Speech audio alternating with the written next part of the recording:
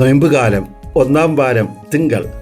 തിരുവചനം: രാജാവ് മറുപടി പറയും, സത്യമായി ഞാൻ നിങ്ങളോട് പറയുന്നു, എൻ്റെ ഏറ്റവും എളിയ സഹോദരന്മാരിൽ ഒരുവന് നിങ്ങളിത് ചെയ്തു കൊടുത്തപ്പോൾ എനിക്ക് തന്നെയാണ് ചെയ്തു തന്നത്.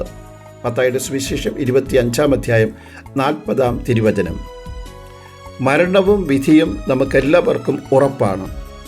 ഈ ഭൂമിയിൽ നാം ചെയ്യുന്ന നന്മ പ്രവൃത്തികളും പുണ്യപ്രവൃത്തികളുമായിട്ടാണ് നാം സ്വർഗത്തിൽ എത്തുന്നത്.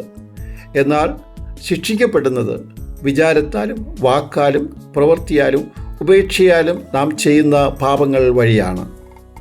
നന്മ ചെയ്യുവാനുള്ള അവസരങ്ങൾ നഷ്ടപ്പെടുത്തുന്നതാണ് ഉപേക്ഷയാലുള്ള പാപങ്ങൾ.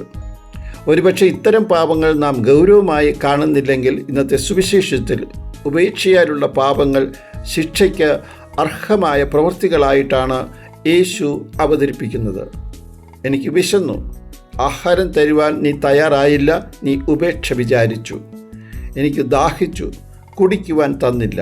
ഇങ്ങനെ പോകുന്നു ശിക്ഷയുടെ സ്വരം. ധനവാന്റെയും ലാസറിൻ്റെയും ഉപമയിൽ വീട് മുറ്റത്ത് കിടന്ന ലാസറിനെ ധനവാന് സഹായിക്കാമായിരുന്നു.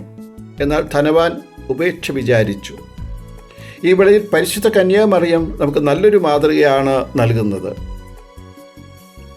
തൻ്റെ ചാർച്ചക്കാരിയായ എലിസബത്ത് വാർദ്ധക്യത്തിൽ ഗർഭം ധരിച്ചിരിക്കുന്നു എന്ന് അറിഞ്ഞപ്പോൾ തൻ്റെ സഹായം ആവശ്യമുള്ള സമയമാണ് ഇത് എന്ന് തിരിച്ചറിഞ്ഞ മറിയം എലിസബത്തിനെ സന്ദർശിക്കുവാൻ, ശുശ്രൂഷ ചെയ്യുവാൻ തിടുക്കത്തിൽ പോയി. നാം നമ്മുടെ ജീവിതത്തിലും ശരിയായ തീരുമാനങ്ങൾ കൃത്യസമയത്ത് എടുക്കുന്നതിനുള്ള അനുഗ്രഹങ്ങൾ ലഭിക്കുവാൻ നമുക്ക് പ്രാർത്ഥിക്കാം.